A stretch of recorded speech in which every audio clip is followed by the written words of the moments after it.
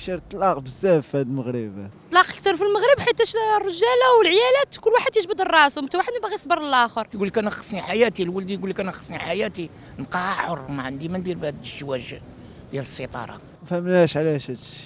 مثلا كتكون خيانه ما بين زعما الزوجه كتخون راجلها ولا الراجل كيخون مرته. الشباب ما كيصبروش مع بعضياتهم، ما فيهم الصبر، ماشي بحال الاولين كانوا كيصبروا، الناس القدام كانوا كيصبروا. اما اللي بقى واحد كل واحد هذا شد لي نقطع عليك شد لي نقطع عليك اكيد غيطلقوا. كاين المراه كتبغي تزوجها باش تتزوج هاد شي ايامات وتطلق، هذا هو انا نقول لك. ايوا واش غادي نقول لك، هذا الجيل اللي طالع دابا الجيل الصاعد حيت ما تيصبرش. اصلا حنايا في المنظومه الاسريه ديالنا ما كنربيوش الدراري على اساس انهم يكونوا ازواج من بعد، خصوصا المراه ما تبقاوش باغي نهزوا الهبال للراجل، ولا واحد جوج باغيين يطلقوا، واحد جوج انا قادره نخدم انا قادره نخسر الفلوس، انا قادره ندير راسي، علاش باغي ندير الراجل؟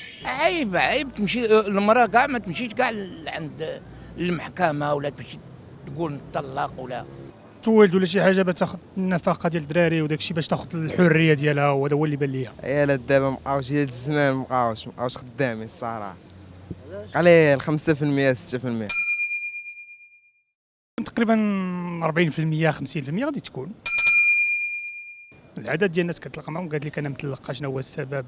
مره كتجي من الراجل، مره تجي من المراه. الجيل دابا اللي طالع ما قادرش على المسؤوليه ما عندوش هذيك الطاقه باش غادي يتحمل، وكاينين بزاف ديال المشاكل اخرين ماشي غير هذا السبب. اصلا ما كاينش فرص العمل ديال الشغل بزاف في المغرب، اصلا كلشي غلا، يعني واحد ما يبقاش قاد مراش وهادشي علاش غيتطلق. كثر فساد فهمتي، ووقت خيابت بزاف دابا. شنو نقول لك، الله خلق وفرق، كاين العيالات مزيانين وكاينين هذا هو نقول لك، كاين اللي كيبغي يسر راسو كل واحد شنو كيفاش كيفكر، الله خلق وفرق. من رايي انا كاين جوج اسباب ديال الطلاق في المغرب. السبب الاول البطاله، السبب الثاني هو بنادم كيتزوج صغير. خاص الزواج واحد يصبر للاخر، هذا اليوم غلط غدا الاخر غيغلط، هذا يهز الهم ديال هذا ونهار الاخر يهز الهم ديال الاخر. ما بكري ما كانش بحال هكا، كان الانسان تلاقى على سنة الله ورسوله بأي وجه كان تيدوزوا داك الشيء باش ما قسم الله إلى آخره. بنادم كيدور كيقول لك حقا صافي غنوض نتزوج مرة ثانية مرة ثالثة، علاش؟ ما ديك المرة تدير مع وليدات وتخلي وليدات ضايعين في الزنقة وتمشي تتزوج مرة أخرى مع شي حشومة.